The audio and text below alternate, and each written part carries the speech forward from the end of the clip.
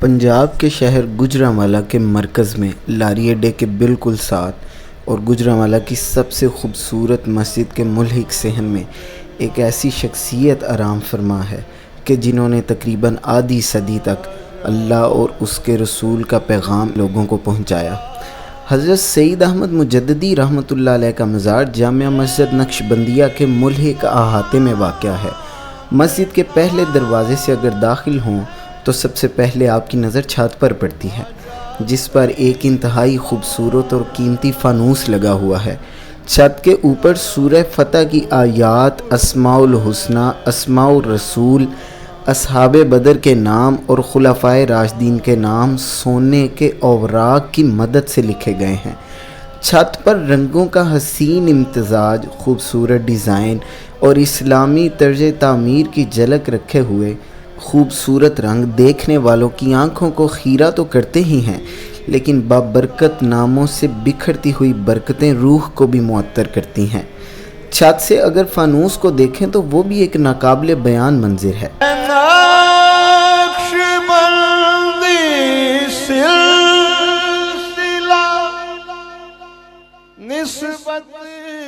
اس طرح اگر دوسرے مرکزی دروازے سے مسجد میں داخل ہوں تو انتہائی دائیں طرف ایک خوبصورت سفید رنگ کی ٹائلوں سے مزین اور اپنے سینے پر چاروں کل سجائے ایک دیوار کھڑی ہے۔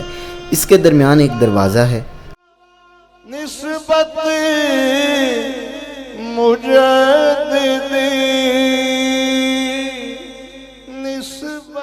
جب آپ دروازہ کھولتے ہیں تو آپ ایک ایسی ہستی کے مزار کے قدموں کی طرف کھڑے ہوتے ہیں جو ہمارے گوجرانوالہ کی شان حضرت ابو البیان حضرت علامہ پیر سید احمد مجددی رحمۃ اللہ علیہ ہیں۔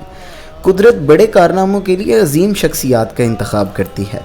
بزم ہستی مدتوں ایسے فرزندگان روزگار کے لیے محو دعا رہتی ہے جو حالات کے ظلمت قدوں کو اپنے افکار و کردار کی شمع نور سے زوبار کر سکیں۔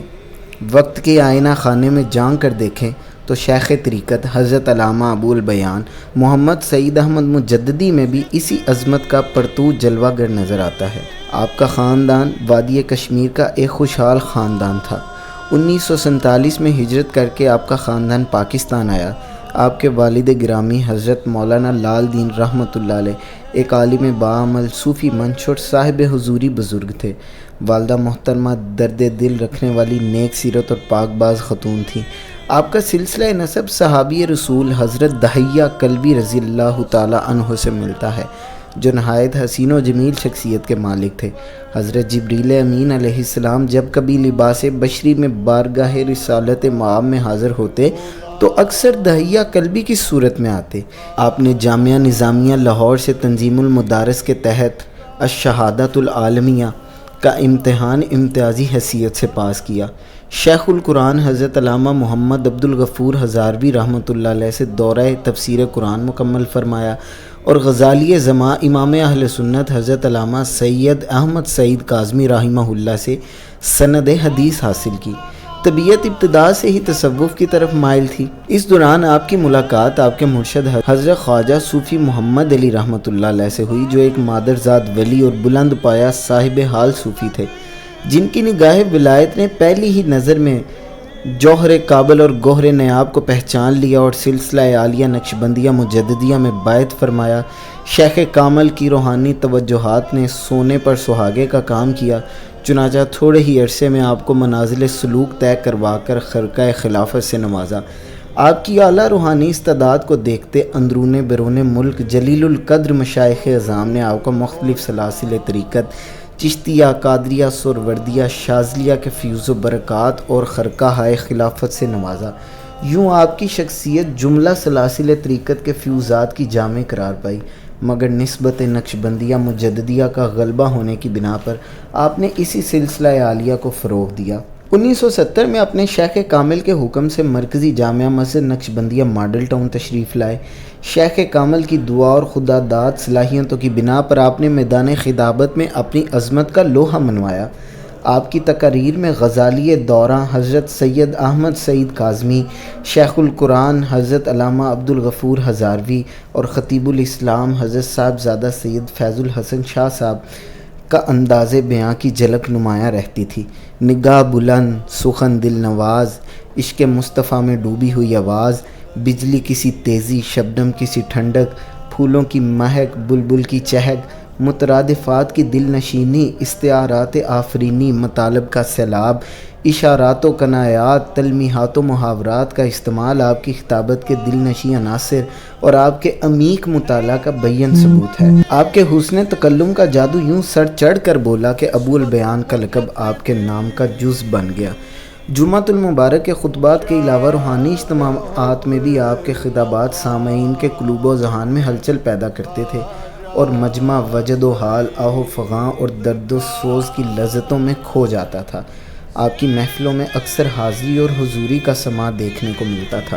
اقبال کہتا ہے شریعت مصطفیٰ سے ڈر لگتا ہے کہیں شریعت کی خلاف ورزی نہ ہو جائے، ورنہ گرتے تربتش گردید میں سجدہ پر خاک او پاشید میں، ورنہ میرا جی چاہتا ہے اس امت پر جو احسان فاطمہ نے کیا، اس امت کی تربیت کے لیے جس طرح حسن و حسین پال کے فاطمہ نے دیے۔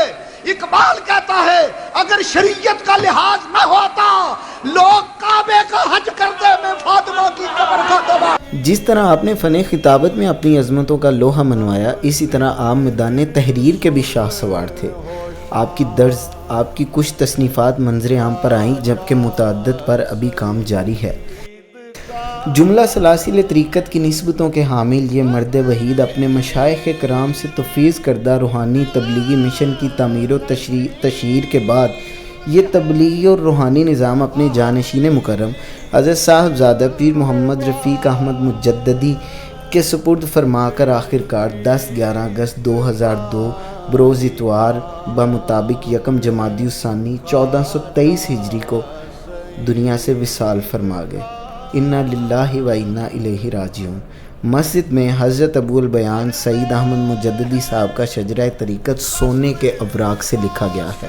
عصر حاضر میں معمور من اللہ شخصیات میں سے آپ کے جانشین حضرت قبلہ پیر محمد رفیق احمد مجددی ہیں، جو آقائے ولی نعمت شارع مکتوبات امام ربانی علامہ ابو البیان پیر محمد سعید احمد مجددی کے فیضان کو بندوں تک پہنچانے کے لیے شب و روز مصروف عمل ہیں۔ ایک بڑی لطیف بات جو سیدنا ابو بکر نے کہی ہے معراج کے حوالے سے، آپ نے فرمایا او کافرو، تم یہ کہتے ہو کہ میرا نبی کہتا ہے کہ میں عرش پر جا کر اس سے آگے جا کر دنافت اللہ کی خلوتوں میں جا کر اپنے خدا کو دیکھ کے آیا ہوں، مل کے آیا ہوں۔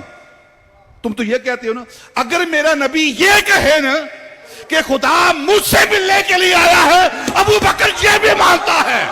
دوستو، آپ کو آج کا ویلاگ کیسا لگا مجھے ضرور بتائیے گا۔ آخر میں ہم حضرت کی بارگاہ میں حاضر ہوئے، سلام عرض کیا اور دعا کی، اور دوستو آپ مجھے کمنٹ میں ضرور بتائیے گا کہ آپ کو آج کا ویلاگ کیسا لگا۔ رحمت بھرا وہ جام ہے خواجہ